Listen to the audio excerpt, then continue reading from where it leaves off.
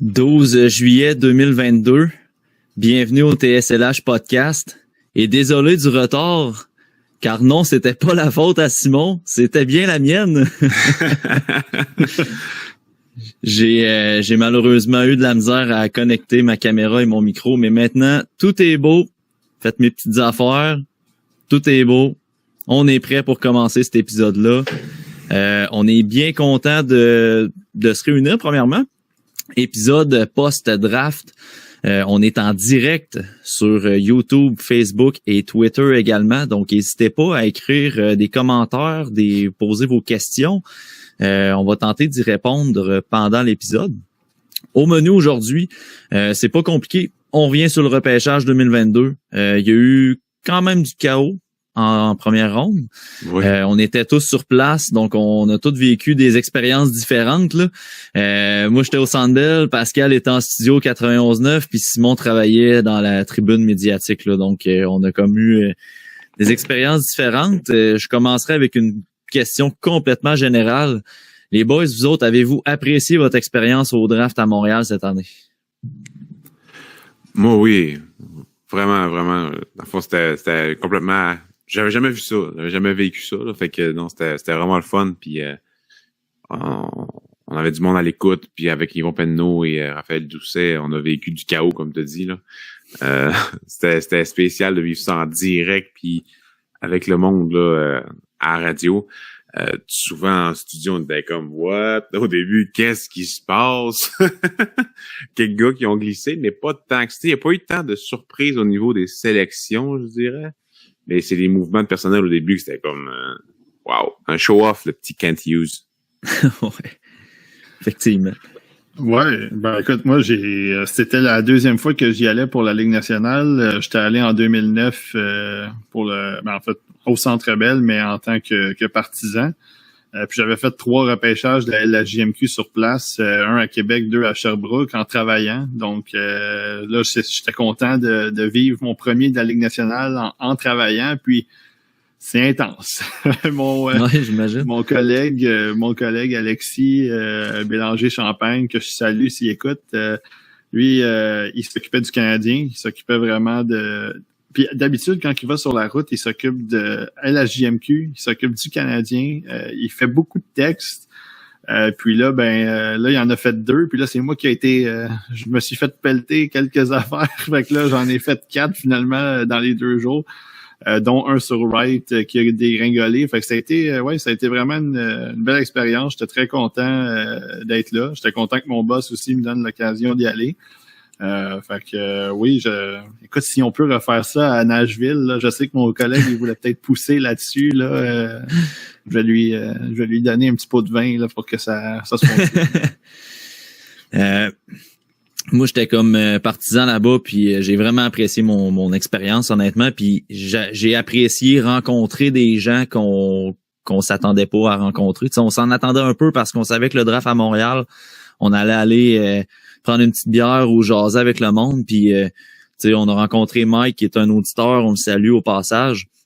On a rencontré Seb, Steph, Guillaume Lemieux aussi. On a passé une bonne partie de la soirée ensemble. Alexandre Tremblay aussi, en rentrant dans le Centre Bell, j'ai pas reconnu. Puis là, je l'ai revu sur Twitter. Je dis c'était... Ouais. Oh, oui. Puis tu sais, nous, on est allés en gang avec la gang de TSLH puis tout. Puis on s'était comme jamais vraiment rencontrés. On se parle en ligne puis tout ça. Donc, c'était vraiment une belle expérience pour vrai. Puis on apprécie beaucoup là, tu sais, je reviens sur la présence de Pascal au 91.9, mais on apprécie beaucoup comment le TSLH Espoir là s'est amené vers justement notre Coupe Stanley, si on veut, qui est le repêchage.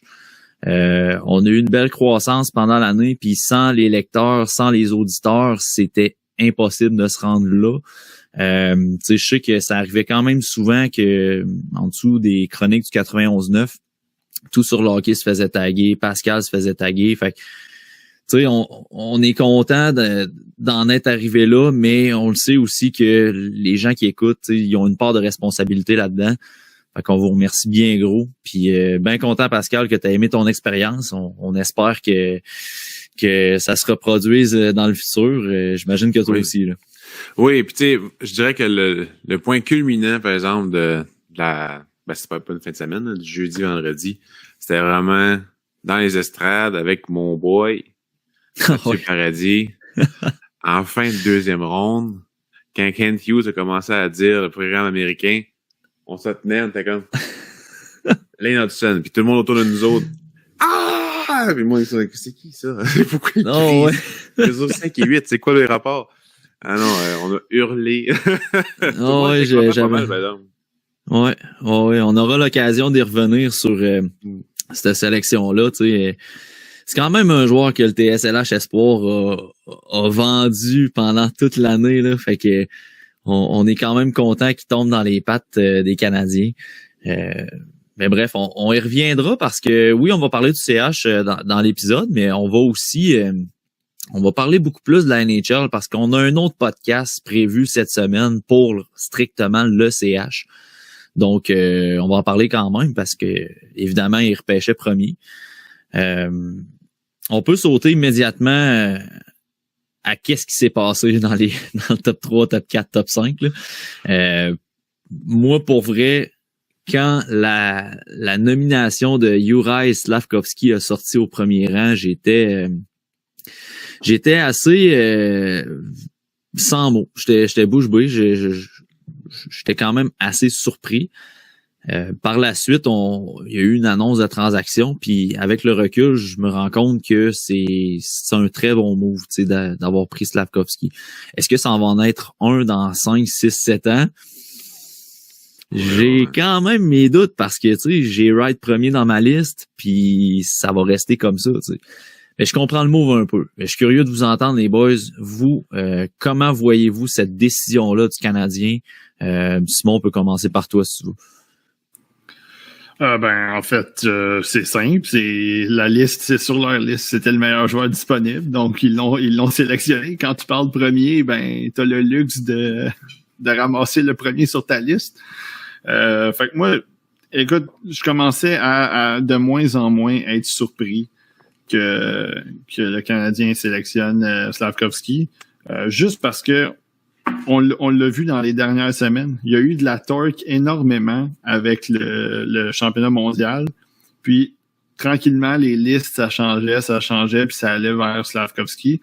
Puis, les gens, ils ont beau dire ce qu'ils veulent concernant le recency bias, mais c'est sûr qu'il y a eu un peu de ça pareil. Je me fous qu'ils vont, ils diront ce qu'ils veulent, là. C'est sûr et certain que le fait qu'il y ait eu un bon championnat mondial, ça l'a joué dans la balance parce que si tu le regardes juste en Liga, il jouait bien en Liga, mais tu sais, il y avait beaucoup de choses que c'était de la projection. Puis là, le fait d'avoir joué aux Jeux Olympiques, il a bien fait. Puis là, au championnat mondial, je pense que ça l'a confirmé beaucoup de choses. Puis, tu sais, moi, j'étais pas au scrum de Kent Hughes, ou de Martin Lapointe, puis tout ça. Puis j'aurais aimé leur demander vraiment à quel point les dernières semaines ont changé Est-ce que c'était facile pour eux de prendre le gars qui trend up comparativement au gars qui trend down? Fait que, tu sais, c'est ça. Est-ce qu'on va le voir dans 5 ans, dans 5-6 ans? Je pense que tout le monde le sait. Moi, Slafkovský, je l'aurais pas repêché premier. Est-ce que c'est un bon joueur? Est-ce que c'est un joueur qui méritait d'être dans le top 5? On en a fait un mock draft, on l'avait deuxième. Absolument. C'est pas un mauvais joueur. Les gens, ils pensent que c'est personnel. Tu sais, quand on dit on prend pas un gars premier, on dirait que les gens, ils pensent que c'est parce qu'on le déteste, là. Ça n'a pas rapport. Nous, si on fait juste évaluer les gars en fonction de notre liste puis en fonction de ce qu'on pense, celui qui va avoir le plus d'impact. Fait que, tu sais, on verra dans 5 ans, dans 10 ans même. Mais pour le Canadien, c'est ça. C'était leur choix. Puis moi, même quand même, j'aurais pris Wright pareil. Puis si tu avais le deal pour le 13e, j'aurais pris Nazar au 13e. Fait que ça, c'est une autre affaire. Mais bref, c'est ça. Ça, c'est mes oreilles à moi. Malheureusement, c'est pas moi qui est là à la table. Fait que le Canadien, on verra. On verra dans 5-10 ans. Puis tant mieux s'il réussit, là. Puis tant mieux si Wright réussit ailleurs. Puis si Cooley réussit. Nous autres, là, on s'en fout, là. On veut que tous les joueurs qui soient draftés, ils jouent dans les nationales, là. Fait qu'on s'en fout, là, qu'est-ce qui arrive, là. Fait que tant mieux si tout le monde réussit, puis tant mieux si tout le monde a du succès, puis les équipes sont contentes des joueurs qu'ils ont choisis. Moi, je comprends le mot justement à cause qu'il y avait acquis Dak avant qu'il se sélectionne. Je pense qu'ils sont pas nécessairement allés avec les besoins, mais en ayant Dak, est-ce que tu vas chercher Wright? Oui, tu pourrais, puis échanger de Vorak ou n'importe qui d'autre, mais ça te fait une ligne de centre assez jeune. Fait que là, en ayant cherché Dak, je comprends ça parfaitement d'aller chercher le gars avec un profil vraiment rare dans le national de hockey, donc Slavkovski, que t'es pas mal sûr qu'il va avoir un impact dans le national de hockey. Wright aussi, t'es pas mal sûr, mais peut-être que justement, il trend down, il est questionné sa compétitivité, ces affaires-là, comparativement à Slavkovski, que son charisme pis tout, ça fonctionne depuis longtemps. Moi, je suis pas déçu, j'étais sans mots aussi de voir Wright descendre, mais à New Jersey, j'avais dit ça va être Nemeth sûrement, fait que ça va être Arizona va prendre Cooley ou ben Wright, puis il y avait Cooley premier sur leur liste. Je comprends parce qu'ils construisent une organisation, puis ils veulent apparemment avoir quelqu'un de flashy. Donc je comprends le pic, puis ça tombe dans les mains de Seattle. Écoute, Ben Years puis Wright, écoute, moi je trouve ça vraiment hot pour l'organisation, puis qu'ils pouvaient se permettre après ça d'aller chercher des boom or bust, puis on va en parler plus tard, mais c'est ça qu'ils ont fait. Fait que non, je suis bien content. Je suis content pour Wright, en fait, qui est tombé au 4e et non pas sorti à New Jersey, qui va se ramasser sur le 4e trio parce qu'ils ont trop de centres. Mais c'était rocambolesque. Rocambolesque. Je dirais que pour les Coyotes, j'ai comme l'impression que oui, Cooley était premier sur la liste, mais on devait tellement pas s'attendre à ce que Wright descende là que, tu sais, à un moment donné, tu bâtis comme ta stratégie de repêchage en fonction que ton choix va être Logan Cooley. Là, tu te retrouves avec Wright. Est-ce que tu vas tout mettre ta stratégie au vidange parce que Wright se retrouve disponible? Puis, tu sais, on l'a dit, probablement qu'il était premier sur leur liste. Fait que, tu sais, souvent, quand on parle du repêchage 2022, on va parler de la sélection de Logan Cooley comme étant quand même une grosse surprise, considérant que Wright était disponible. Mais, tu sais, pour moi, c'était pas nécessairement une surprise. Je m'attendais quand même à ce que les Coyotes le prennent. Concernant Simon Nemeth, j'ai pas été surpris. Je trouve que c'est vraiment une sélection par un besoin et non peut-être qu'ils l'avaient très haut sur leur liste. Là, on s'entend que leur liste, les Devils, c'était peut-être Slavkovski, Nemeth, où ils se sont dit si on n'a pas Slavkovski, on saute directement aux besoins et non au best player available. Ouais. Avec les tiers, peut-être que c'était semblable. C'est ça. Mais tu sais, Nemeth, c'est dans le même tiers un peu que peut-être pas que Wright, là, selon moi, mais tu sais, ils ont peut-être liné vers le besoin, justement, comme tu dis, à cause qu'ils évaluent le potentiel similaire. On a quand même quelques questions là dans le chat là sur la transaction de Dak. J'y sauterais quasiment tout de suite vu que ça a quand même un peu rapport avec le premier choix. Ça a été dit en commentaire, puis je pense la même chose. Moi, j'ai eu l'impression que la transaction de Dak qui a été officialisée le matin du draft a fait changer le choix de l'organisation, mais j'ai pas d'informations. C'est juste un feeling personnel. Puis tu sais, en lien avec la frustration de Wright, peut-être aussi qu'il s'est fait miroiter qu'il allait être pris par le CH, puis qu'à la dernière minute, ils ont changé. Tu sais, les informations, c'était que Slavkovski et Wright, c'était très proche. Fait qu'est-ce que avec la transaction de Dak, ça a changé quelque chose? Moi, personnellement, je pense que oui, mais tu sais, j'ai pas. C'est comme je dis, c'est un pressentiment plus qu'autre chose. Comment voyez-vous cette transaction-là? Comment voyez-vous le départ de Romanov? Est-ce que vous pensez que Kent Hughes a payé le bon prix pour un centre comme Kirby Dach? Tu sais, Romanov, c'était un fan favorite, donc faut quand même que tu ailles du courage là, pour le laisser partir. Mais je pense que la position de Romanov, c'est-à-dire défenseur gaucher dans l'organisation, c'est une des plus profondes. Fait que, il y a le même profil qu'au moins 3 défenseurs comme lui là, dans l'organigramme. Donc, il devient monnayable. C'est de l'asset management pur et dur. Je pense que le Canadien, peut-être qu'il n'avait pas confiance en son potentiel offensif à long terme. Et comme sa valeur était vraiment haute, comme on a pu voir, c'est sûr que tu optimises ça. Tu vas chercher un 13e choix qui lui va te servir à aller chercher un centre top 6 peut-être potentiel de 6 pieds 4 talentueux. J'ai hâte de voir ce que Dak va faire sous Martin Saint-Louis, parce qu'en ce moment, tu sais, son développement, il est pas tant hot. C'est sûr qu'il s'est blessé et tout, là. Mais Chicago, selon moi, c'est vraiment dans les 6, 7, 5 dernières années, niveau développement, niveau repêchage, ça c'est pas le top à mes yeux. Donc peut-être que dans l'organigramme du Canadien, ça va mieux aller. Mais tu sais, avec Goulet, avec Harris, puis Jekai, non, ça je niaise. Mais tout ce qui est à gauche dans le Canadien, je pense qu'il devenait monnayable, sans problème. Oui, absolument, absolument. Moi, je pense que Romanov, le maximum qu'on pouvait s'attendre de lui, c'était un 4e def. Moi personnellement, c'est Harris que vous allez voir où est-ce que je veux venir. Là. C'est Harris, pour moi, c'est un numéro 5, alors que Romanov a un potentiel de numéro 4. Juste que Romanov, il y a de la valeur en ce moment que Harris n'a pas. Donc, s'il faut que tu donnes, considérant que Goulet, ça va probablement être un numéro 2 dans la Ligue nationale, en tout cas, moi, je le pense. À ce moment-là, à gauche, un gars comme Romanov devient monnayable, puis surtout avec la valeur, comme on le dit.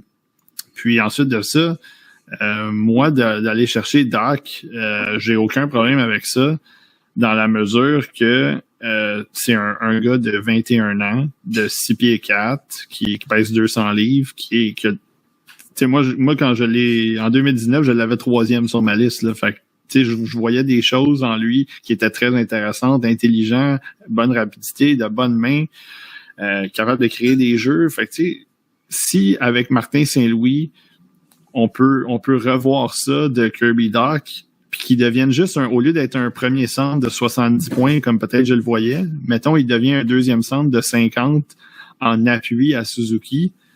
Ben, écoute, tu peux être parti pour un autre 8 ans. Là. Tu sais, peut-être qu'ils vont le signer pour 6, 7, 8 ans. On va voir. Moi, je pense qu'ils vont lui donner un bridge, mais on sait jamais. Ben là, tu peux partir pour 7, 8 ans avec les deux. Puis ensuite de ça, tu bâtis les ailes. Puis là, t'as Slavkovski, t'as Caulfield. Est-ce qu'ils vont garder Anderson? Donc, c'est ça. Fait que tu sais, t'as une base qui est intéressante. Puis peut-être Dubois qui s'en vient, on en a parlé dernièrement dans les dernières heures. Fait que c'est ça. Tu sais, c'est au moins, je comprends le move qui a fait peut-être changer, comme tu dis, la perception de Wright par rapport au premier choix. Fait que c'est, mais encore une fois, tu sais, on le sait pas plus. Kirby Dach, il a un potentiel. Mais il y a un potentiel que là, il a baissé à cause qu'il a été blessé, à cause que ça a moins bien fonctionné avec les Hawks. Fait que ça reste un risque autant que si tu avais choisi Shane Wright au premier. Tu sais, c'est le risque est encore là pareil. Fait qu'on va voir dans 5 ans. Évidemment, moi, je lui souhaite tout le succès. J'espère qu'il va faire 55. J'espère même qu'il va peut-être revenir à 70 comme j'avais l'impression qu'il allait faire à son année de repêchage. Fait que tu sais, c'est ça, on verra. Sous le même thème de cette transaction-là, on a une question dans le chat qui est quand même assez simple. Mais je suis vraiment curieux de vous entendre là-dessus. Je la fais apparaître à l'écran. On prend Dach ou on garde le 13e choix pour repêcher Lekkerimäki ou Nazar que Simon avait sur sa liste de disponibles à ce rang-là, qui a sorti 13 d'ailleurs à Chicago avec le choix de la transaction Dach. On se met dans la peau de CH, on reçoit le 13e choix. Est-ce que vous sélectionnez ou vous pensez que Dach pourrait avoir un potentiel supérieur à des gars qui étaient encore sur le board le soir du repêchage?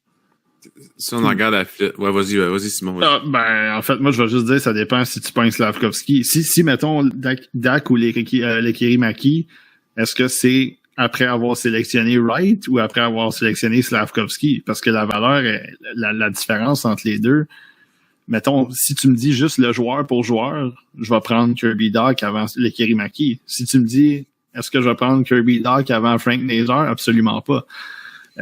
Mais là, ça dépend toujours qui t'as sélectionné. Si on se fie aux Canadiens qui ont fait Slavkovski en premier, ben à ce moment-là, la question se pose même pas. C'est Kirby Dach qui est le joueur qui a le plus d'importance puis qui a le plus de valeur juste par le positionnement.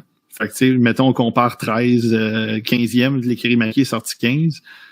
Ben, Kirby Dach, moi, je pense que juste par le jeu d'ensemble, puis le potentiel qu'il peut atteindre, il va être il va être meilleur que les Kerimaki pour le Canadien. Je sais pas que les Kerimaki, tu sais, moi je pense encore c'est le gars qui va peut-être marquer 40 buts dans ce repêchage-là.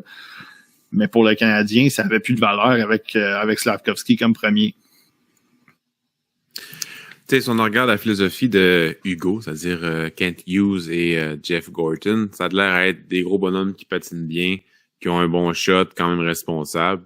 Et probablement que c'est pour ça qu'il y avait Slavkovski possiblement premier. Donc, pour le Canadien, c'est sûr que c'est Dak avant le Kerimaki. À mes yeux, c'est un peu comme Simon. Là, mettons que tu fais le trade avant le repêchage, puis que t'as pas encore choisi premier, t'as pas encore choisi 13e, tous les joueurs sont encore là, ben je prends Wright puis je prends le Kerimaki, je prends pas Slavkovski puis Dak. Mais avec la philosophie des nouveaux dirigeants du Canadien, c'est-à-dire gros bonhomme, puis le but de se grossir au centre, mais c'est sûr que ça devient Dak et est en haut de le Kerimaki. Puis juste, ça sera pas long. Kirby Dak, là, moi je le ferais jouer avec Anderson puis Slavkovski.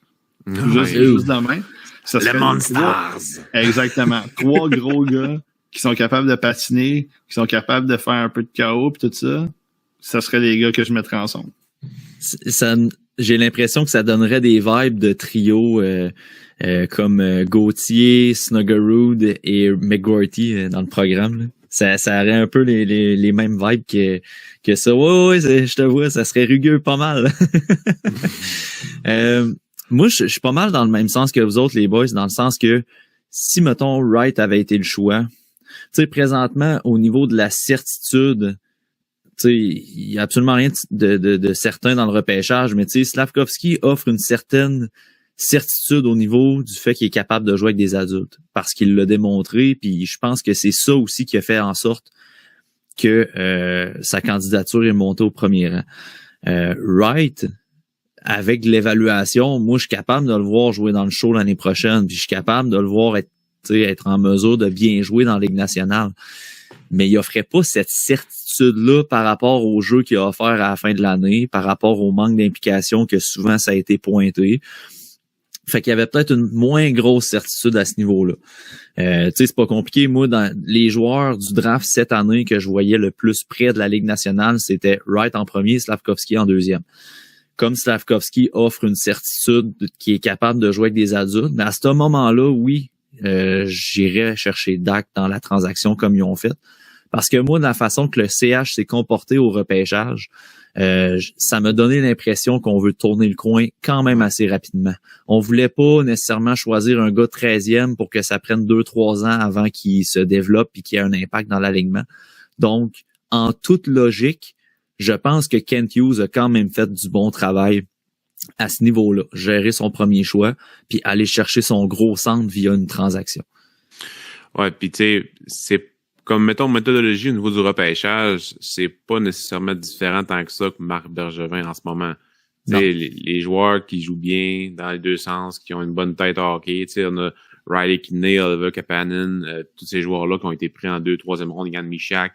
Cette année, ben, tu sais, t'as Owen Beck, t'as Vincent Roher, t'as Guindon, c'est tous des joueurs comme ça. T'as Major qui est pas comme ça, mais il est quand même bon dans les deux sens. C'est juste qu'il est petit un peu, mais c'est un gars qui est quand même intelligent sur la glace. Fait que tout le monde, Taylor Knudsen, c'est un gars qui est bon dans les deux sens, c'est juste qu'il est petit. C'est la même façon de repêcher quasiment que Trevor Timmins. Peu importe ce que le monde pense, là. C'est juste que le CH a eu un meilleur choix. Ailleurs, dans le top 10, on va survoler un petit peu les autres espoirs qui sont sortis dans le top 10. On pourra revenir plus tard là sur le deuxième choix de premier tour du CH en Philippe Méchard. Mais si on regarde le top 10, je vous pose la question, les boys.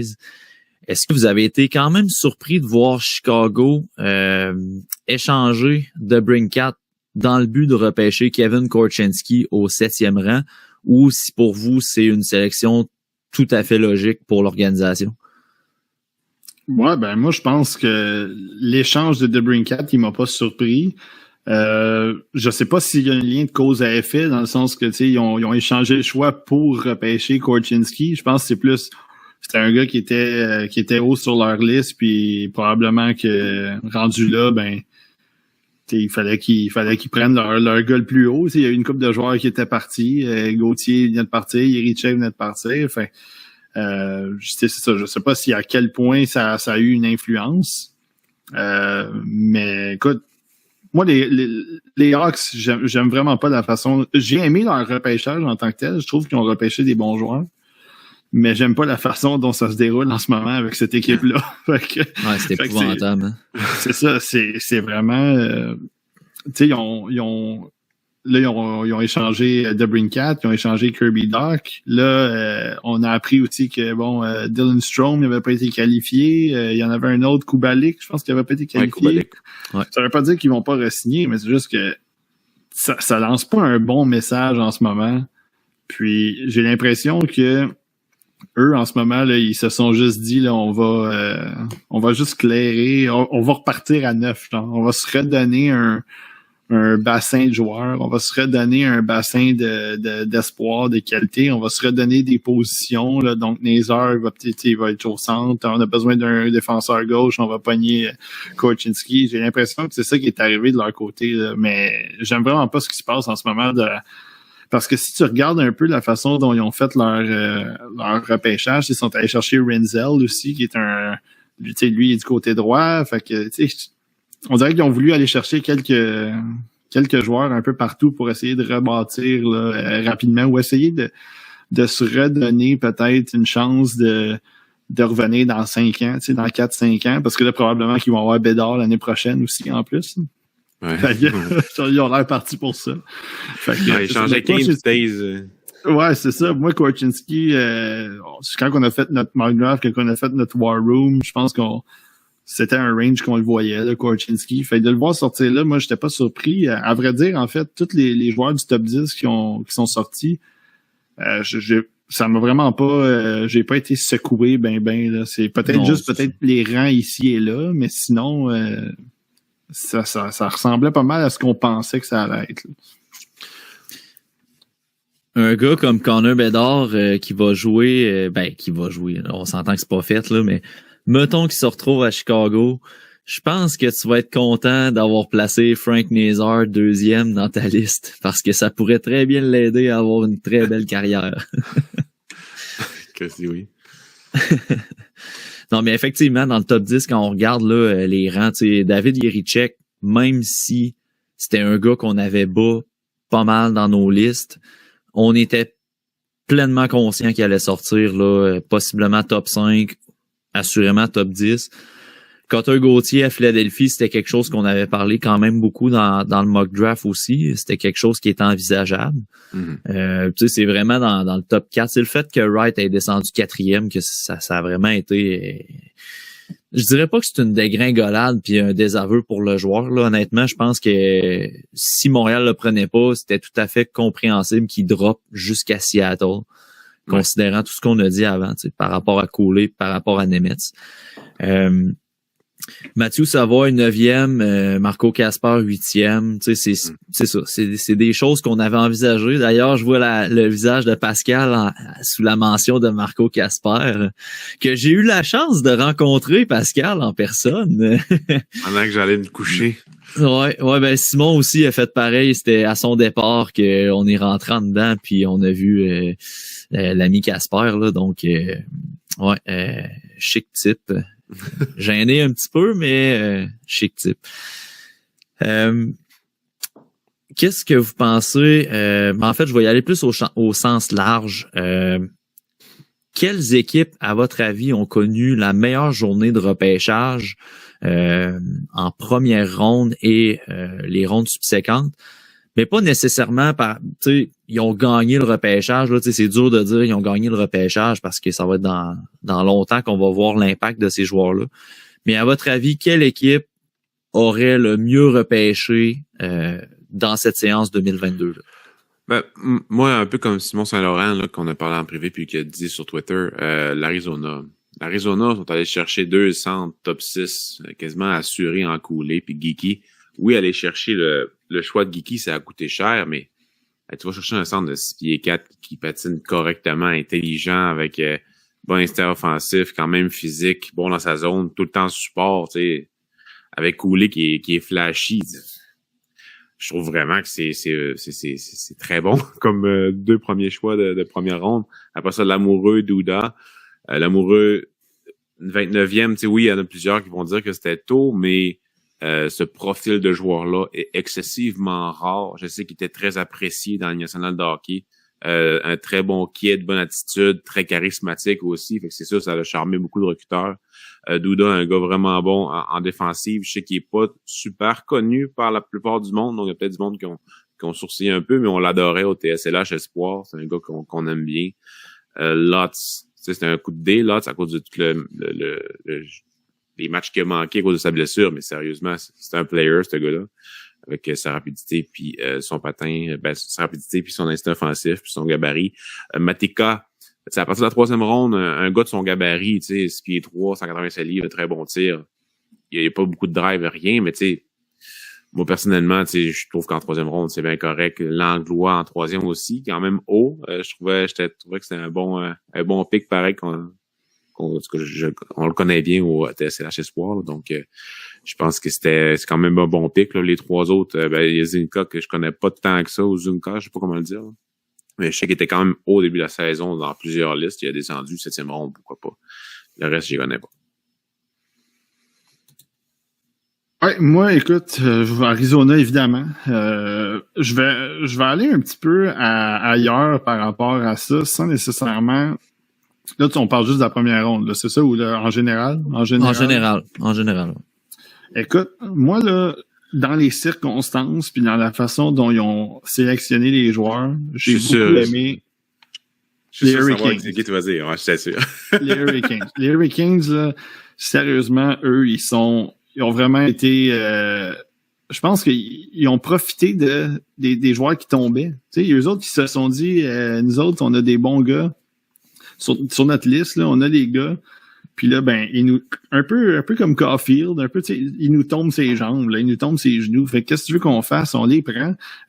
Trikozov, en fin de 2e ronde, je pense que c'est puis Perivalov, tout de suite après, en 3e ronde, je pense que c'est 2 potentiels de circuit. Forcemark à 101, 4e, je pense que c'est bon.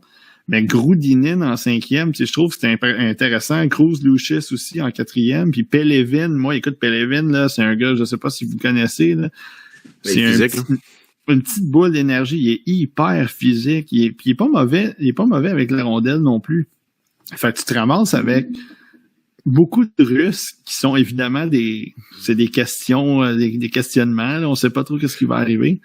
Mais les gars qui sont allés, je vois, tu sais, Vondras, là, je peux pas parler, je le connais pas. Fait que c'est pour ça que je l'ai sauté de la liste, là. Mais tu regardes le repêchage, comment ils ont repêché leurs gars, comment ils ont sélectionné leurs gars, puis ils ont dit, on va y aller pour le talent. Fait que talent, puis c'est pas la première fois que les Hurricanes, ils font ça. Ils hésitent pas à faire ce genre de sélection. Puis, tu sais, ils sont pas mauvais pour développer, fait qu'on sait jamais ce qui peut arriver.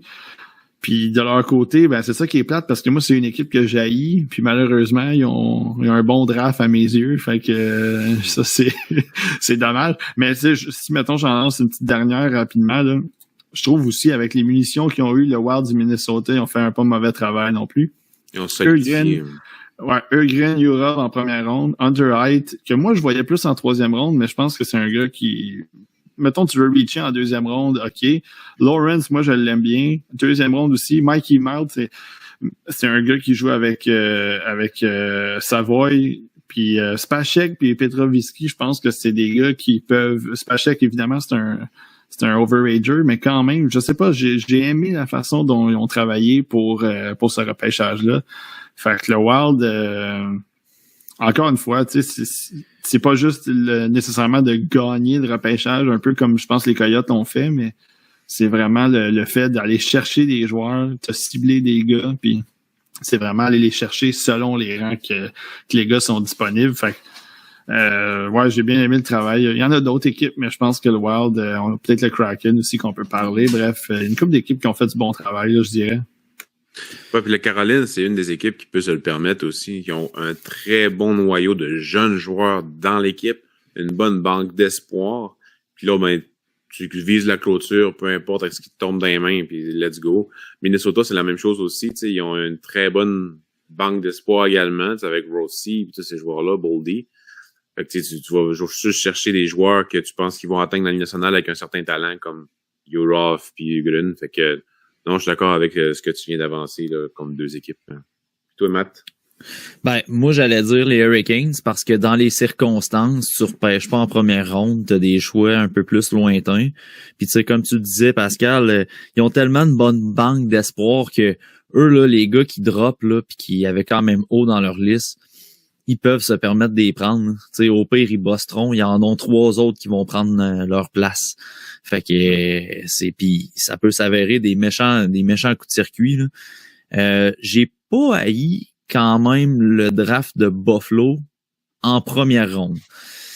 Et quand ils sont allés chercher Leinonen, un goaler en deuxième ronde, là, je me demandais un peu où c'est que ça allait, là. Mais en général, en première ronde, tu sais, j'ai trouvé qu'il avait été vraiment pour le upside offensif, avec Savoie, avec Ostlund. Puis après ça, ils sont allés chercher un gars un petit peu plus fiable avec Kulich, parce que là, à un moment donné, Kulich, il descendait, là, tu sais.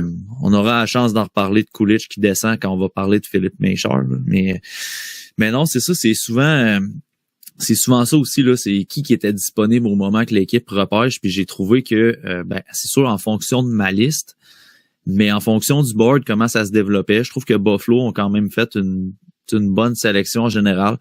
Nuchev, je le connais pas, mais tu sais, Pascal en a souvent parlé, puis tout ça, tu sais, encore une fois, ça peut devenir un coup de circuit comme un major boss. C'est le pur et dur coup de circuit que tu dis, on verra. C'est lui qui fait des dabs après avoir ouais. Ouais. Puis, tu sais, Mats Lindgren aussi, on a jasé avec Seb à la deuxième journée. On trouvait que c'était un gars qui avait descendu quand même pas mal au draft. Oui. Qui peut devenir une très bonne sélection.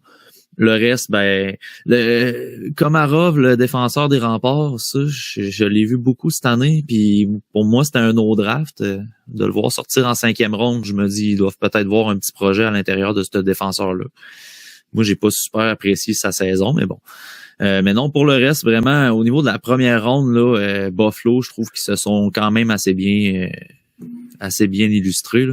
Puis évidemment, je vais envoyer un petit lever de chapeau aux Ducks d'Anaheim avec leur sélection cette année, là. Mintyukov, Gaucher, Warren, Luno sont allés chercher Whitson en 5e ronde, qui est quand même un joueur que j'ai apprécié regarder au sein de Swift Current. Donc non, c'est une belle sélection aussi pour Anaheim. Il y a Cédric dans les commentaires qui vient de dire que l'Avalanche a eu un solide draft. Ils ont pris un joueur en 6e et en 7e. Ouais, mais Zigalov... Hey, attends, Zigalov en 7e, pareil, c'est pas... Tu sais, c'est un beau pari, pareil, là, quand même. Ah, mais là... mais c'est sûr. Topé le draft. Mais les Jets avec McGrorty puis Lambert, c'est pas mauvais non plus. Puis ils ont Salomonson puis Gilkin. Fait que, tu sais, il y a une coupe, c'est ça. Il y a toujours, ça dépend vraiment comment tu sais, le Canadien a pas mal fait non plus dans des circonstances pareilles avec ses choix, là. Peut-être Méchard, c'est un choix un peu controversé, mais tu sais, tu te ramasses avec Slavkovski, Beck en début de 2e, Hudson en fin de 2. C'est quand même intéressant, pareil, là. Tu sais, Rohrer qui est sorti, qui est pas mauvais. Fait, tu sais, c'est ça. Tu sais, sans nécessairement dire qu'il y a beaucoup d'équipes qui ont gagné des repêchages ou qui ont été incroyables. Il y a certaines équipes que dans les 2-3 premières rondes où ça compte vraiment, ils sont quand même allés chercher des gars intéressants pour un potentiel de Ligue nationale. Fait que, tu sais, ça, au moins, rendu là, après, des fois, 4e, 5e ronde, 6e ronde, tu peux te permettre d'aller un peu pour les clôtures, là. Mais genre, c'est un gars à highlights, là. Au cours de la saison, s'il joue dans la CHL, le monde va l'aimer, c'est sûr. Ouais, c'est sûr. Mais tu vois, moi, j'étais à un Jiri Kulich de dire que le Canadien faisait partie des meilleurs repêchages, là. Tu sais, on en a parlé. J'ai regardé le guide le lendemain matin que j'avais dans la chambre pour voir c'était comment on voyait Méchard. Il y avait des quotes de Simon, il y avait des quotes de Pascal, il y avait moi, il y avait Seb qui l'avait fait. On avait 4 évaluations différentes. Ça tournait beaucoup autour de la même chose. Puis je vais reprendre l'expression à Simon dans sa quote du guide. Il y a une boussole qui pointe toujours vers la bande. pour exprimer que c'est un joueur de périphérie. Hey, j'ai ri là ce matin-là quand j'ai lu ta quote là. Ouais, des arracheux de peinture. Tu sais, ces gens-là, ça c'est des joueurs que ils se ramassent avec 3-4 pubs dans le dos, tu sais, ils sont tous collés là, parce qu'ils sont toujours en train de longer la bande. C'est ça. Écoute, C'était pas lui, c'était Philippe Bisted là, que j'avais comparé à Eric Dazé. Bisted, ouais, lui, mais tu sais, moi aussi, si c'était Coolidge ou bien Lambert qui avait été pris au 26e rang, là ça, il y a le Canadien, j'aurais dit qu'ils ont gagné le draft, là, surtout en première ronde. Mais les 2 premières rondes. Mais tu sais, en même temps, on le dit, Méchard, c'est un choix coup de circuit, si on veut, là. C'est ça. Tu sais, moi, il rentrait dans ma classe des joueurs dynamiques, offensifs, mais qui manquent beaucoup de maturité dans le jeu, puis qu'on se questionne à savoir est-ce que ça va être juste des joueurs bons dans le junior ou s'ils vont être capables de faire une transition vers la ligue. Bon, Philippe Méchard, il joue déjà avec des adultes, fait que ça va l'aider quand même un petit peu. Mais tu sais, quand t'as pogné Slavkovski, quand t'as échangé pour Dak, rendu là, tu peux te permettre un petit coup de circuit aussi au 26e rang. Fait que tu sais, je comprends la sélection. Considérant les joueurs qui étaient disponibles, je suis moins vendu sur la sélection. Mais on le saura plus tard si le CH avait raison.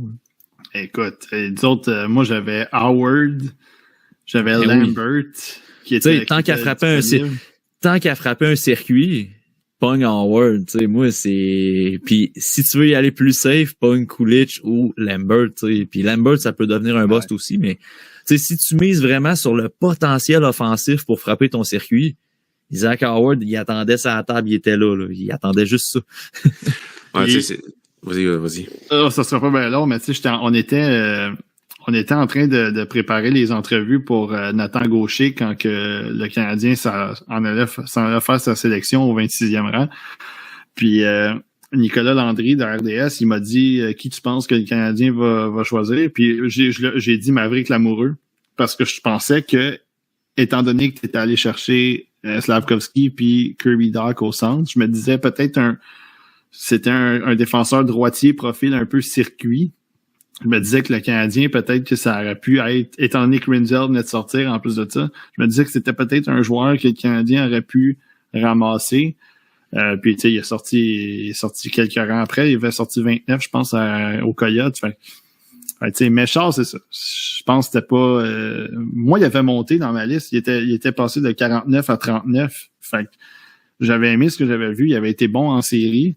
Mais je trouvais que c'était un peu tôt. T'sais, à 26, considérant qu'il y avait Howard et Lambert aussi qui étaient là, c'est sûr que j'étais tombé un peu en bas de ma chaise. Mais tu sais, moi, ce que je voulais dire à la fin, c'est juste, tu sais, ce gars-là, il peut donner un Sébastien Kohlberg ou un Thomas Tatar. Fait que tu sais, tout va dépendre de s'il est capable d'atteindre la ligue puis d'avoir un impact là avec son petit physique. On salue Psycho Rock qui avait d'ailleurs souligné cette bonne vieille comparaison de Sébastien Kohlberg. Mais ça, j'avais pas vu. Mais non, c'est ça. C'est considérant les autres. Hey, Isaac Howard là à Tampa Bay, tu sais. Moi, j'étais pas surpris qu'Isaac Howard descende, mais j'ai été surpris jusque où il est descendu. Là. Ouais. Tu sais, on voyait des mocks, puis on voyait des listes que Howard était loin, puis c'est bien correct, puis tout ça là, tu sais, avec l'explication, tu sais. Je le comprends. Dans des mock drafts, il sortait bas aussi parfois. Mais là, il est descendu avec Tampa Bay. Fait que là, moi, je pense qu'Howard pourrait devenir une star juste parce qu'il est à Tampa Bay. Là. Exact. Il est juste tombé dans la bonne équipe pour aller faire du 55-60 points easy. Là. Tu sais, c'est parce que c'est ça. C'est un club qui développe bien. Tampa, ils développent super bien leurs joueurs, puis ils développent de la bonne façon. En plus de ça, ils passent des fois 2-3 ans, après ça monte, puis là, quand tu as du talent, tu te fais donner une bonne chaise rapidement.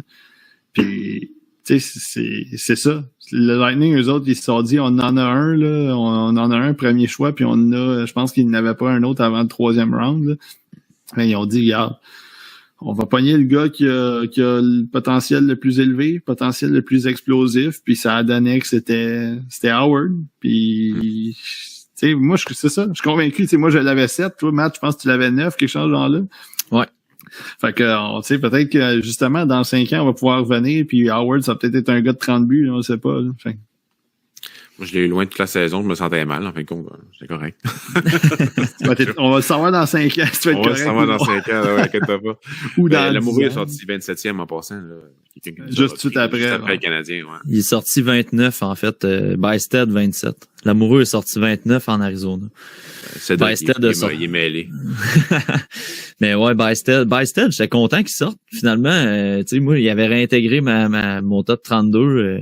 Il avait réintégré ma première ronde. Puis, San Jose ont des besoins partout. Fait qu'il y a un grand centre, en espérant qu'ils puissent le développer. Là, mais on verra bien. Écoute, moi, j'ai dit que c'était le gars de 6 pieds 4, 205 livres le plus soft que j'ai vu cette année. Fait que... Ça, dans mon évaluation de lui, j'ai pas pu le cacher. Là. C'est justement pour ça que à mon mid-ranking, je l'avais sorti de ma première ronde. T'sais. Mais en série, je trouvais qu'il avait amélioré ce côté-là. Fait que c'est comme venu me confirmer que je le remontais. Mais non, c'est ça. Puis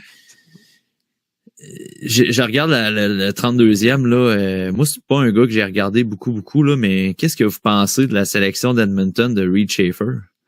Considérant les joueurs qui étaient disponibles, là, on parle de Beck, Furcus, des joueurs au potentiel peut-être offensif plus élevé. Vous pensez quoi de cette sélection-là? Moi aussi, Simon. Ben, c'est sûr que, tu sais, Schaefer, c'est au 32. Moi, je trouve que c'est un peu tôt, là. Je vais regarder mon Excel où ce que je l'avais, mais écoute, il était 62 là, sur ma liste. Fait que,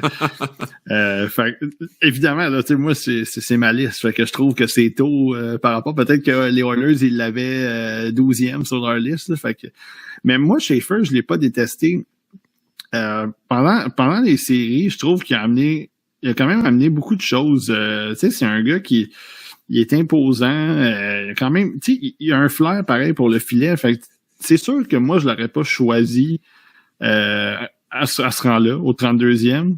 Mais est-ce que les Oilers, c'est ça, peut-être qu'ils se disent on a besoin d'un gars de même dans 3 ans pour les joueurs de centre qu'on a. T'sais, on a McDavid qui est là, McJesus, s'ils mettent Draisaitl au centre, ben là, est-ce que Bourgault va être au centre? Fait que c'est ça. Peut-être qu'ils se sont dit on a besoin d'un ailier de ce profil-là.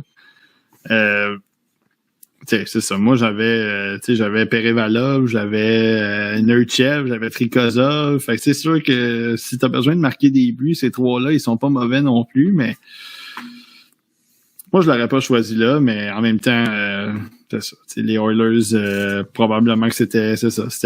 Ils étaient très haut sur leur liste, fait qu'ils sont. Quand même chose, il a tombé sur les genoux des Oilers, puis ils l'ont ramassé. Moi, j'ai mieux aimé Davidson pendant une série, puis même durant la saison, que Schaefer. Fait que j'aime bien mieux prendre Davidson en 5e ronde que prendre Schaefer en première ronde. Exact. En deuxième ronde, Schaefer, pas de problème. Moi, je l'ai pas classé justement parce que je l'avais en bas de 64. Là. Fait que, tu sais, je comprends la sélection, c'est correct, ça remplit un besoin. Là. Il faut qu'ils se grossissent, eux autres. Il faut qu'il y ait des alliés qui sont capables de jouer. Mais un petit peu un reach à mes yeux. Voilà. Si on regarde, messieurs, la sélection de la LHJMQ, j'aimerais ça qu'on s'en jase un petit peu.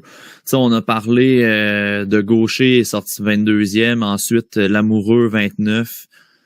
Par la suite, on a eu Noah Warren au 42, Tristan Luneau, 53. Ensuite, ça a glissé vers Jérémy Langlois. Non, Samuel Savoie.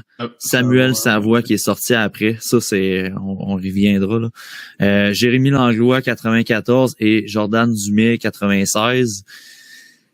Des surprises dans les chutes au niveau de la LHJMQ. T'sais, on parlait de Samuel Savoie. Honnêtement, moi, je m'attendais à ce que Jordan Dumais il chute. Je m'attendais peut-être pas à ce qu'il chute derrière Jérémy Langlois. Mais je m'attendais certainement pas à ce qu'il chute derrière Samuel Savoie. Un joueur qui a passé proche de faire mon top 10 des meilleurs espoirs, là, on en a parlé dans le podcast. Il était comme 11e ou 10.5. Là. Comment avez-vous trouvé la cohorte de la LHJMQ pour le repêchage cette année?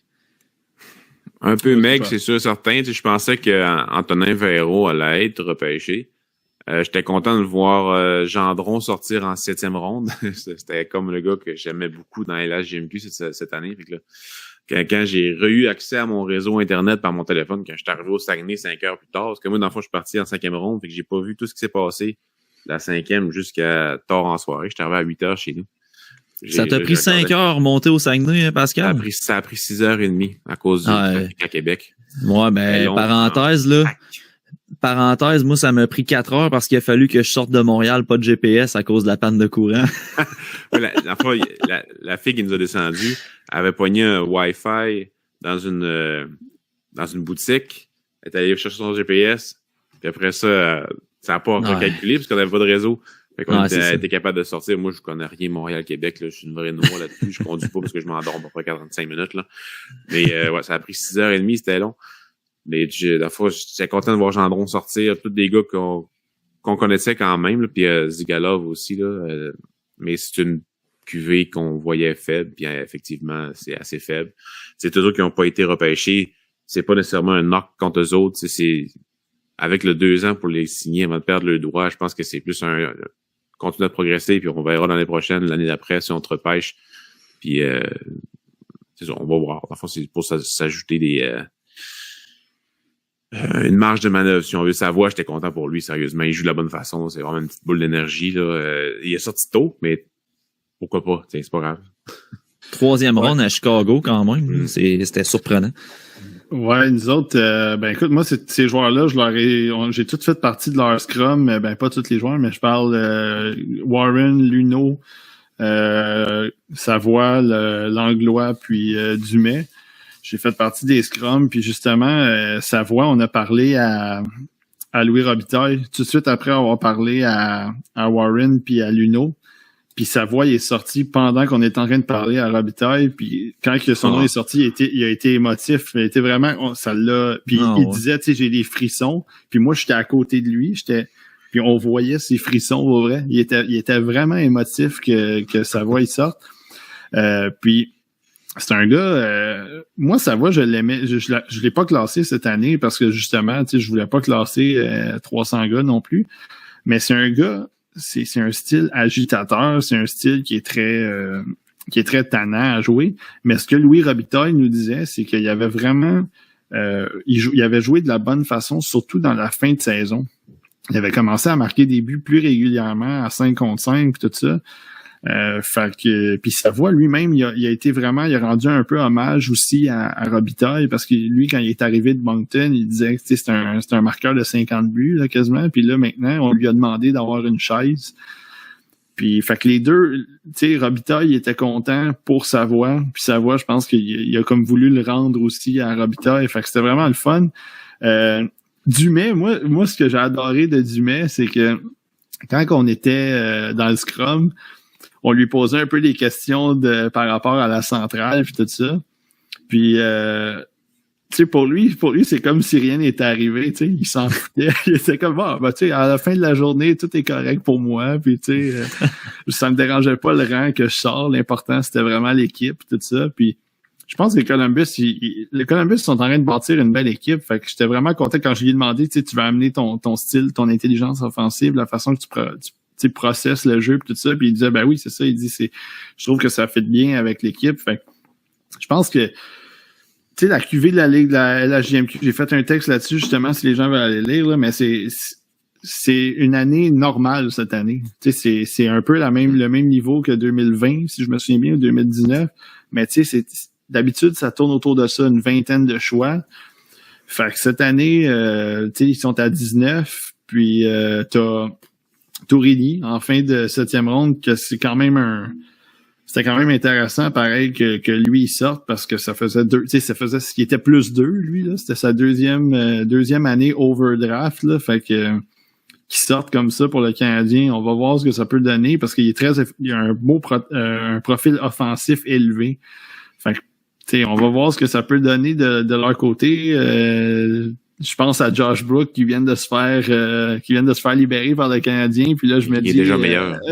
Ouais, c'est ça. Il est déjà meilleur que Josh Brook, fait que c'est correct. Mais tu sais Josh Brook dans le junior, c'était un gars comme ça un peu là, le genre de gars très offensif qui jouait même à l'aile.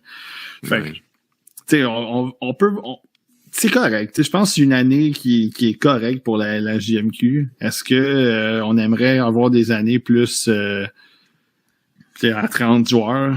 C'est sûr, mais je pense qu'à un moment donné, il faut appeler un chat un chat. Là, la LHJMQ c'est plus une ligue de très haut niveau par rapport aux espoirs du repêchage. Tu sais, on le voit au Québec, là, il y a une trentaine de Québécois réguliers dans la Ligue nationale en ce moment, là.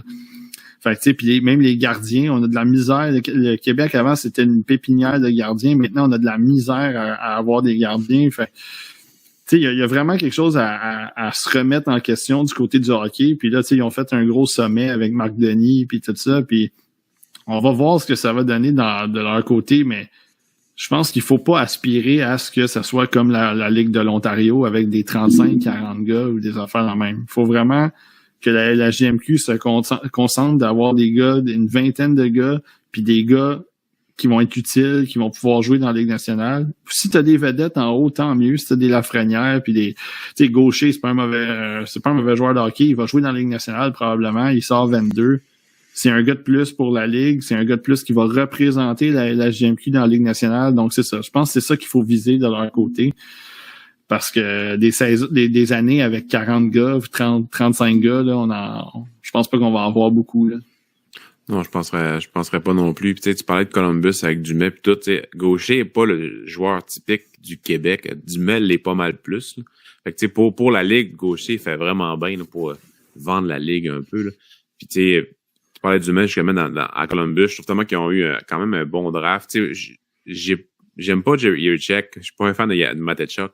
Mais pour Columbus, d'ajouter Debel Bellows, Dumais, puis les deux défenseurs, je comprends absolument à cause de toute leur banque d'espoir qui ajoute ces 4 joueurs-là.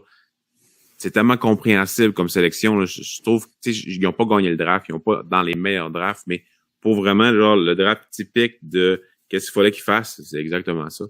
Mais bon, bref, c'est ça. C'est juste ça que je voulais dire. Les boys, on s'en va ailleurs pour répondre à une question là, de Jérémy Diot dans le chat. Qui a pas rapport avec la GMQ, mais je la trouve intéressante. Puis on n'a pas parlé d'un joueur dans la première ronde qui est visé par cette question-là. Je vous la montre à l'écran immédiatement. Pensez-vous que le facteur russe a eu un impact sur le draft cette année?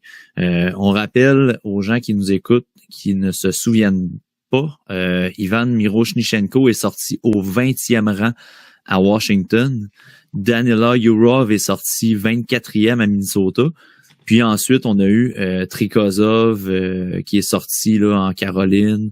Il y a eu Perevalov aussi. Donc, puis après ça s'est enchaîné. Là, 3e, 4e, il y en avait beaucoup. Pensez-vous qu'il y a eu que ça a eu un impact justement la situation avec les Russes, la saga de Fedotov justement, de Kaprizov, tout ce qu'on entend parler présentement. Pensez-vous qu'il y a eu un impact? Moi, je pense qu'il y en a eu une, mais seulement pour certaines équipes, pas pour tout le monde. C'est pour ça qu'on a vu du monde sortir un peu partout au draft. Tu sais, 24 puis 20, c'est tard pareil pour 2 joueurs aussi talentueux. Mais il y avait quand même des points d'interrogation. Fait que je pense que même s'il n'y avait pas eu le contexte, je pense qu'il aurait glissé quand même un petit peu, surtout avec la maladie de Miroshnichenko puis le développement de Yurov, qu'on sait pas ce que ça va donner parce qu'il joue 3 secondes par match, là. Fait que je pense pas nécessairement qu'il y a eu un impact général, mais juste sur certaines équipes. Oui, absolument. Je suis entièrement d'accord avec ça. Je pense qu'il y a...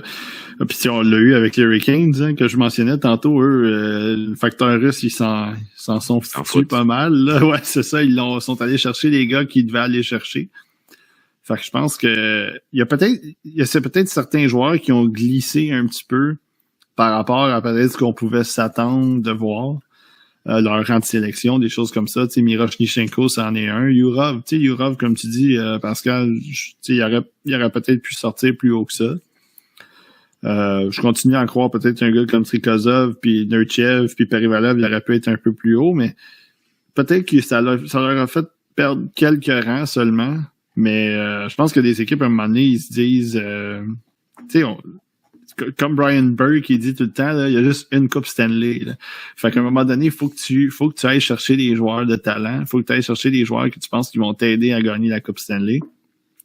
Fait que si les équipes, à un moment donné, ils se disent, ben moi, mon meilleur joueur, c'est un Russe, ben so be it, hein, on va le prendre. Puis on va le développer, puis espérons qu'il vienne rapidement en Amérique du Nord, puis espérons qu'il se développe bien, puis qu'il va faire en sorte d'aider l'équipe. Parce que, tu sais, il y en a des histoires de Russes là, qui sont arrivés, qui sont restés en en Russie, qui sont arrivés dans la Ligue nationale, puis ils étaient très bons, là, tu sais, Tarasenko, Kuznetsov, tu sais, fait ça, c'est pas nécessairement parce qu'ils sont russes, c'est juste le fait que le développement, des fois, c'est un peu approximatif. Fait que je pense que les équipes, ils se sont dit, on va prendre les meilleurs joueurs, puis si on peut les amener, ben tant mieux. Puis Miroshnichenko, tu sais, je pense que là, il voulait jouer en Amérique du Nord cette année. Ben, à ce moment-là, s'il joue avec Boisbriand, ben, tu sais, il va se développer, tu sais. Il va se développer tranquillement. Puis ensuite de ça, si tu veux l'amener dans la Ligue américaine, puis tu dis, tu sais, on fait juste garder son développement à l'œil, ben, ouais, tu sais, il peut arriver dans 2-3 ans, puis être un joueur complètement, mettons, sortir 20e, mais être peut-être le top 5 du repêchage, tu sais, on le sait pas, là. C'est pas mal le Russe le plus nord-américain cette année, là. Fait que qui joue dans la SGMQ, ce serait parfait pour lui. Je trouve pas pour ma part qu'il y a eu un impact au niveau là, du facteur russe parce que Miroshnichenko et Yurov, on prévoyait un peu une drop au repêchage, puis c'était pas en fonction du facteur russe, c'était en fonction de d'autres facteurs. Moi, c'est sûr que Yurov, ça m'a surpris qu'il descende autant là, parce que je l'ai quand même assez haut dans ma liste. Mais comme je dis, c'est pas parce qu'il était russe qu'il a descendu. T'sais. Est-ce qu'il y a des équipes qui sont arrivées dans leur tiers puis il y avait, exemple, Ogren et Yurov? Finalement, on va prendre Ogren. On le sait pas puis on le saura jamais. T'sais. Mais peut-être que ça a fait en sorte que Yurov descende. Mais tu sais ça, on peut pas vraiment le savoir. T'sais. On n'était pas à l'intérieur des war rooms, tout ça. Fait que pour moi, ça n'a pas eu d'impact nécessairement. Puis pour le reste des Russes, je pense que les équipes ont quand même pigé dans le bol à russe. Là, je regarde 3e, 4e ronde, là, ça sortait pas pire. Là, 5e aussi. D'ailleurs, l'ailier Dolzenkov qui est sorti, je pense que c'était à Columbus, justement. Ouais, à 4e ronde. Ouais, c'est ça. Un ailier de 6 pieds 6. Là. On salue Saint-Lô qui nous en avait parlé sur le chat privé d'ailleurs de ce gars-là. Mais puis c'est vrai, on parle de Columbus, puis Cédric dans le chat, par rapport au fait que tu disais, Pascal, que tu avais aimé le draft de Columbus, lui pour Cédric, Columbus s'est planté au draft. C'est pas que je l'ai aimé tant que ça. Je trouve qu'ils sont dans le milieu de peloton positif, mais pour Columbus, le draft est parfait. Mais moi, je serais allé ailleurs parce que ma liste n'était pas comme ça. Mais pour Columbus, ça selon leurs besoins, ça s'agence bien, mettons. Mais ils ont suivi une genre de ligne directrice de Boomer Boss, là. T'sais, moi, les 4 candidats qu'on a nommés depuis tantôt, là, Yerichek, Matechuk, Dumais et Delbel Belouz, je pense que c'est des gars qui ont des bons CV pour buster, là. Mais je dirais pas nécessairement que Columbus se sont plantés pour autant parce que il y a certains joueurs là-dedans qui peuvent être des high reward quand même, si c'est bien développé. Puis tu le dis, ils ont une bonne pépinière quand même, fait que c'est possible d'envisager que ces gars-là vont être bien développés. Les boys, j'irai avec une dernière question de Malik Giroux dans le chat. Puis si jamais on veut poursuivre la discussion sur le draft, on peut, il n'y a pas de trouble, mais je trouvais la question intéressante. Martin Lapointe a mentionné qu'il avait tenté de s'avancer avec le 26e pour aller chercher Nathan Gaucher.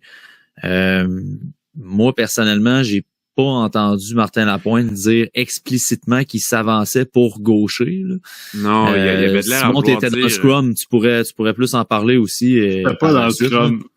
Ah, t'étais pas là? C'est bon. Il y avait de l'air plus à dire qu'à fond, qu'il voulait s'avancer pour aller en chercher un, mais après leur 26e choix. Leur 26e choix. Fait que je pense que c'était pour l'amoureux. Ouais. J'ai mes heures, l'impression puis après aussi. ça, avancer le 33 pour aller chercher l'amoureux. Je pense que c'était ça, sérieusement, qu'il voulait dire. Si c'était pour Gaucher, ce serait bien correct. Ça aurait tellement fité Gaucher avec Slavkovski. Ça fait une première ronde assez rugueuse, mettons, assez rugueuse. Ouais, mais tu sais, j'en parlais dans un texte, justement, puis autant j'ai beaucoup parlé en faveur de Nathan Gaucher cette année, autant que je trouve que s'avancer au 22e rang, mettons, ou 20e rang pour aller le chercher, j'aime mieux prendre Owen Beck au 33e rang, tu sais, rendu là. puis d'avoir quelqu'un d'autre au 26e. Là, je pense que Simon, t'es d'accord. Anyway, les deux, vous avez Beck en haut de gaucher. Là, fait que... ouais. C'est ça. Moi, étant donné que j'avais Beck 20e, c'est sûr que si tu me demandes qui tu veux prendre entre Beck au 33 puis Gaucher au 22, mon choix est facile. Sauf que la pointe, faut pas oublier non plus qu'il a confondu Guindon puis Goyette là, dans ouais, c'est vrai. Il disait que Guindon, il venait de Saint-Jérôme, puis puis moi, Guillaume, notre bon ami Guillaume Lemieux, avec qui qu'on a pris la petite bière, il disait il disait aussi qu'il pensait que Tourigny, c'était un attaquant. Moi,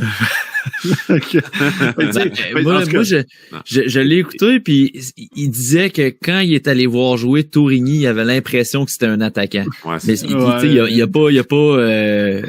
il a pas dit que Tourigny était un attaquant, là, mais non, mais il pensait. Mais j'ai entendu le bout de Guindon, là, puis j'étais comme, parles-tu de Goyette ou de Guindon, là? Ah ouais, ça, oubliez pas que c'est ceux qui dirigent votre scouting, là, les fans du Canadien, là, fait que... mais tu sais, c'est pas lui sur le terrain, c'est lui qui prend les décisions, là, il y en a pas des matchs, mais tu sais, plus après, là, tu sais, en tout cas. Mais tu sais, j'ai souri quand tu disais que le fait d'avancer pour aller chercher Gaucher, parce que ça m'a fait penser à l'année passée quand les Oilers s'étaient avancés pour aller chercher Bourgault. fait que là, j'avais tout le processus de Max Larouche en tête, là, puis nous qui sommes là, puis Clouless avec Wallstead qui drop, mais tu sais, moi Gaucher, même si j'ai Beck devant Gaucher, c'est un joueur que j'aime beaucoup parce que oui, il y a un profil LNH, là, on sait, en tout cas, on le sait pas, mais on a l'impression qu'il va jouer dans la Ligue nationale d'ici 3-4 ans, peut-être, puis qu'il va jouer, il va être assez régulier dans la Ligue nationale. Mais en lui parlant, puis toi, Matt, tu as eu la chance de le voir, puis avec Kevin Dubé, puis tout ça, en lui parlant, tu vois à quel point il est tellement intelligent, puis il est très, ses réponses sont bonnes, il est très rapide pour répondre, puis même en anglais, tu sais, je suis resté voir aussi en anglais, puis il est tellement, tu sais, il a l'air vraiment d'un joueur intelligent dans tous les aspects du jeu, mettons sur la glace, mais à l'extérieur de la glace. Puis je pense que pour un entraîneur, c'est le genre de gars que tu veux développer. Fait que si le Canadien s'était avancé pour aller chercher Gaucher, on enlève Beck de l'équation, là, ça aurait, je dis pas que je l'aurais fait, mais tu sais, j'aurais compris avec ce que j'ai entendu de lui, puis avec la manière dont il parlait.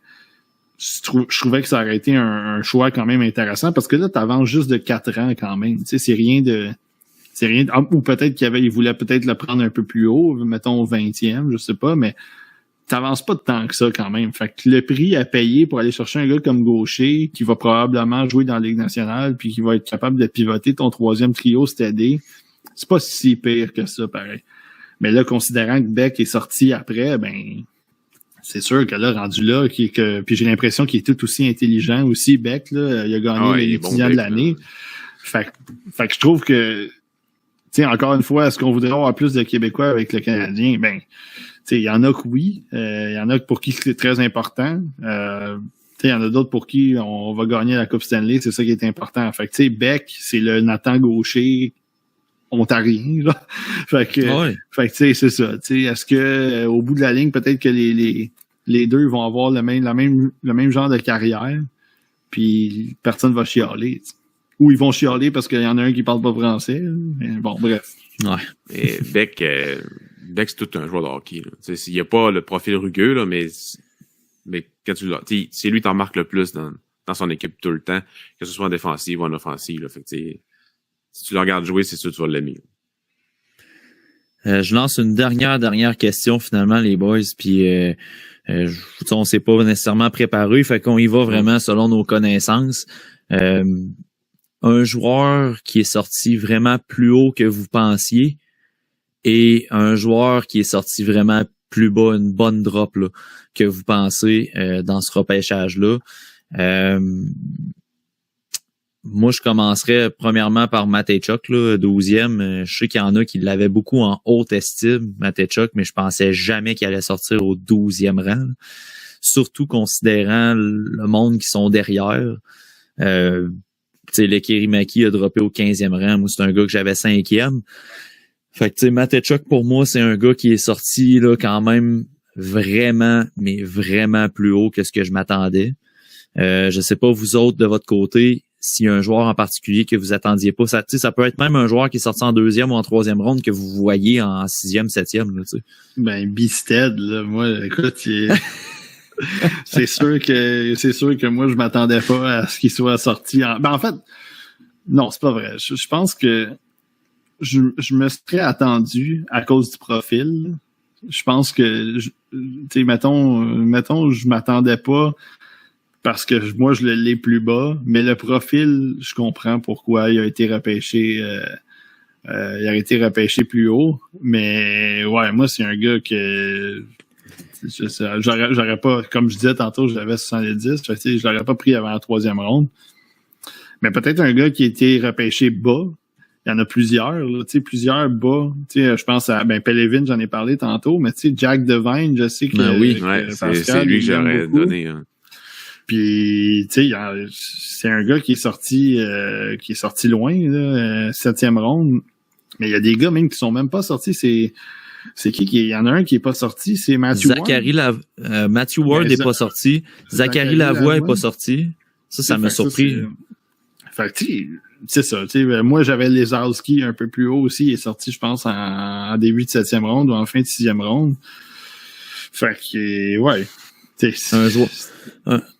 Un joueur, parce que on va laisser le temps à Pascal de se préparer. Là. Moi, je me suis lancé vite pour que vous preniez le temps de vous préparer. J'ai sorti Matejchuk. Je vais en sortir un autre aussi parce qu'en scrollant, j'ai vu le nom de Paul Ludwinski qui est sorti 39e à Chicago. Puis je me souviens, Pascal, on était ensemble la 2e journée. Puis c'est la première affaire que je t'ai dit.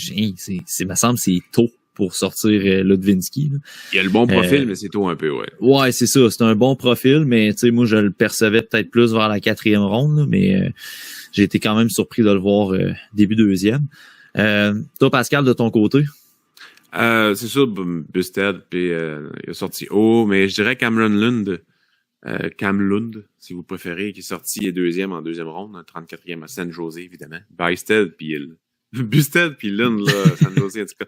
Tu sais, le profil, c'est qu'il est 192 livres, un gars très offensif, mais il est quand même choqué dans USHL. Il n'a pas eu une bonne 2e moitié de saison. Un gars de périphérie, malgré son gabarit. Même affaire que Bicestead, dans le fond. Fait que ça, quand il est sorti, c'est comme, ben, voyons donc, moi, je prendrais bien plus Ryan Green. Je prendrais bien plus son coéquipier Green, qui est pas mal plus rugueux. On va le sortir, le mot. Sinon, ben, c'est sûr que Grodinin, j'ai quand même, puis Force Mark, là, j'étais quand même, OK, ils ont vraiment sorti loin. McCarney Barker aussi, si on prend en compte que c'est un gars qui joue de la bonne façon, qui a quand même démontré en fin de saison qu'il était capable de produire un petit peu plus, puis de jouer devant le net, puis tout, avoir le nez un peu sale. Il est sorti quand même 32e de la 3e ronde. Donc, ouais, il est sorti le dernier de la 3e ronde, en fait. Ouais. Mais je pense honnêtement, c'est l'aspect du plafond offensif, moi, qui a peut-être fait reculer là, un petit peu. Ouais. Je l'avais souligné dans ma vidéo. Là, puis... Si j'avais à dire des noms, c'est Lund qui est sorti vraiment plus haut que je pensais, puis Devine qui est sorti 7e ronde, que j'étais comme...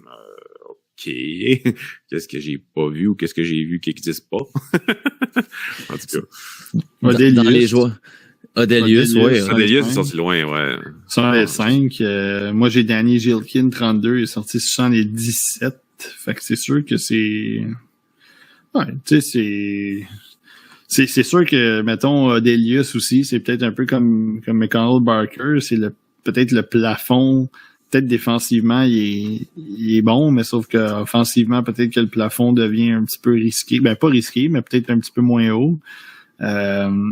Gilkin, j'en ai parlé dès le mois de novembre. C'est un gars que il va falloir qu'il se fasse coacher. Il va falloir qu'il soit un peu plus intense. Sauf que c'est ça, le potentiel, je trouve que le potentiel offensif, il est là, de mon côté, mais il est sorti à Winnipeg. Ah, ben ça, Winnipeg avec McGroarty, ça aussi, c'est excellent, très bon, avec Lambert aussi. Puis Chesley qui a pas été repêché, hein, Matt? On a ri. On l'avait pas vu pas tout sortir 7e en deuxième ronde, 5e en deuxième ronde, puis on était comme, voyons, non. Hudson sort avant Chesley, Lady sort avant Chesley, maintenant on tweet ça, puis quelqu'un dit, ben là, il est sorti en deuxième ronde. Ah, on l'avait pas vu. Non, ouais, c'était honteux. Hein. Même moi, honnêtement, là, à toutes les 10 picks, je regardais Pascal, je faisais comme Chesley, il drop, tout le temps.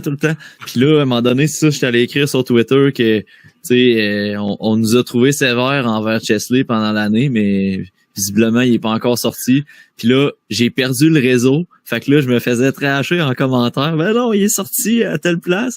Quand j'ai repogné le réseau, là, j'ai fait, hey, il est sorti. Fait que finalement, j'ai rejeté la faute sur la IPA que j'avais bu la veille. Washington, c'est Miroshnichenko, Chesley, Sudolev, Person, c'est Ludwig Person qui est sorti en 3e ronde. T'sais, moi, c'est un joueur que j'ai vraiment haut sur ma liste. Il m'a quand même, ça m'a étonné qu'il sorte aussi bas. Mais Arabella aussi, Ofer. Fait que non, quand j'ai vu de Ludwig Person descendre, j'ai comme peut-être que le Canadien pour aller chercher en 3e ronde, mais non, c'est Washington d'aller chercher. Puis donc j'aime quand même leur draft un peu à la Columbus. Là. Un peu pas beau morbost, mais pas loin de ça. Là. Dans les joueurs, tu sais, on a nommé Matthew Ward, on a nommé quel autre on a nommé qui avait pas été repêché? Ben il y a eu Zachary Lavoie. Il y a Mastro Domenico aussi qui a pas été repêché, je pense. C'est lui, j'allais dire. Mastro Domenico, il avait connu quand même un bon U18 correct. D'une part et d'autre, là, il a sorti quelques flashs, mais ça m'a quand même surpris là qui ait pas été repêché, honnêtement. Ouais, vu qu'il joue physique, puis il a quand même une bonne mobilité, mais ça m'a surpris. Ceux qui se bat tout le temps avec la rondelle, qui l'échappe tout le temps en zone neutre, mais tu sais, Chesley aussi. Ouais, ça m'a surpris aussi. Je vais lever mon chapeau, par exemple, aux Panthers de la Floride, que dans la dernière journée, j'étais assis avec Sébastien, gagné du TSLH Espoir, puis là, on a regardé nos listes, puis on était comme, mais là, ce gars-là, il est pas sorti encore, moi je l'ai classé, Puis là, les Panthers sont allés chercher Josh Davies, puis après ça, sont allés chercher Jack Devine. Là, j'étais, fiouf! Au moins, c'est pas si pire. Ils sont repêchés. Villemanis aussi qui est sorti. Ouais, Villemanis. Ouais, exact. Le laiton, là. Fait que moi aussi, j'étais. Mais oui, je regardais ma liste aussi un peu en même temps. Puis c'est sûr que. Wagner est sorti en 6e ronde. Tu sais. Wagner. Ouais. Ben, c'est ça. Tu sais, fait qu'il y a une couple de gars. Notre boy Gazizov, là, il a-tu sorti, Gazizov? Je sais même pas. C'était lui qui était top 5, je pense. Mm-hmm. Il a déjà été top 5 dans une certaine liste, ouais. Non, mais pour vrai, il est pas repêché. Bon, ben c'est ça. Ben lui, ça prouve à quel point aussi, tu sais, lui, on entendait beaucoup de choses au début de l'année, puis on s'attendait à beaucoup de choses de lui. Puis à London, ça a jamais levé son affaire. Au début, ça allait bien, en fait. Au début, il avait été bon, mais ensuite de ça, ça n'a pas levé pendant toute son affaire. Fait, c'est malheureux un peu, mais à un moment donné, il y a 7 choix. Gazizov, ouais. Puis Gazizov, il y a eu un solide Linka quand même. Ouais. De mémoire, il y a eu un bon Linka, mais je pense qu'il a profité beaucoup de ses coéquipiers, ce qu'il n'a pas été capable de faire à London. Les peu de matchs que j'ai regardés, j'ai pas poursuivi mon scouting sur lui. Là, dans la science exacte des noms cool, Gazizov est quand même haut. Fait que, on pourrait s'attendre on aurait pu s'attendre à ce qu'il soit repêché.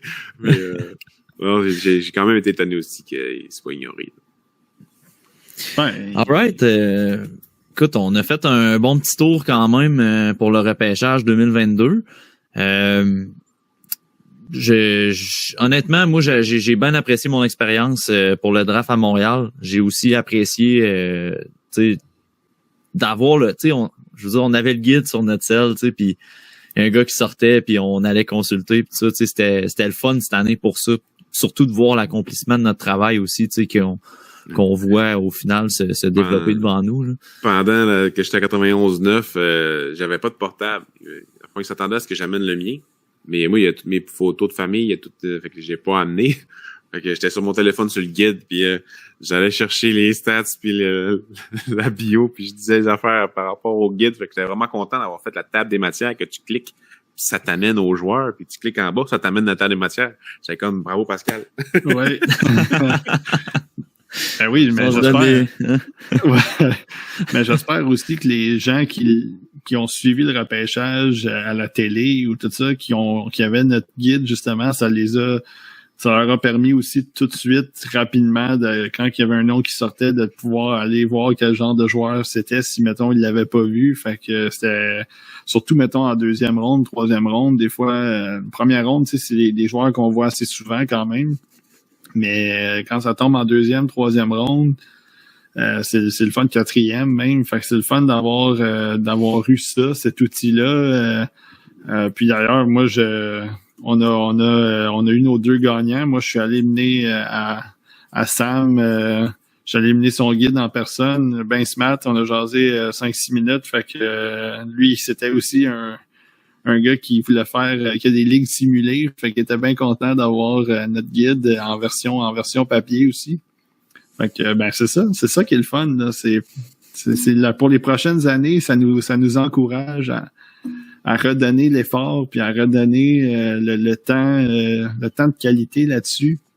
Puis encore une fois, moi je le dis tout le temps, je suis tellement content que les gens aient décidé de suivre des gars qui sont pas recruteurs, puis qui font ça pour le plaisir, mais qui pensent vraiment notre opinion est importante pour ces gens-là, puis qu'est-ce qu'on dit, tu sais, c'est pas de la bouillie pour les chats, c'est vraiment des observations que nous on a vues parce qu'on regarde beaucoup les matchs. Fait que c'était vraiment je trouvais ça cool de tout voir l'amour qu'on a eu là pendant qu'on a sorti le guide.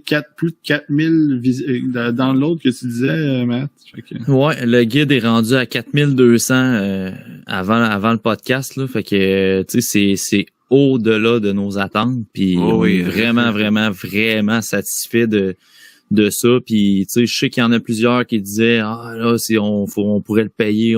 Non là, tu sais nous notre mentalité c'est de faire ça par passion, puis d'informer les gens, puis tu sais c'était pas une question de ça. Fait que c'était tout à fait normal qu'on l'offre gratuitement aux gens, puis on est bien satisfait que ça a été apprécié de tous, vraiment.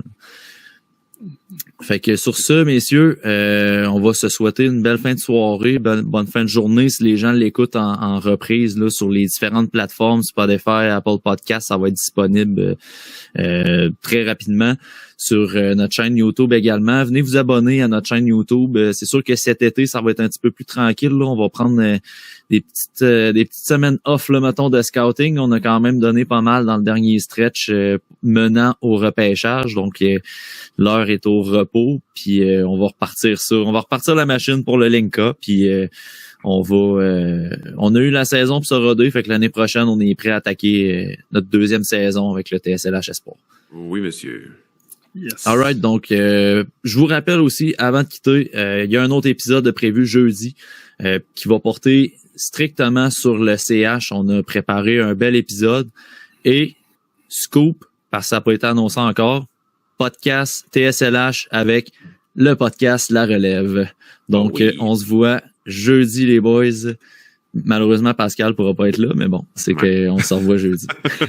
Fait que jeudi, TSLH, La Relève s'unissent encore pour un autre podcast. Ne manquez pas ça, ça va être disponible sur les 2 chaînes YouTube.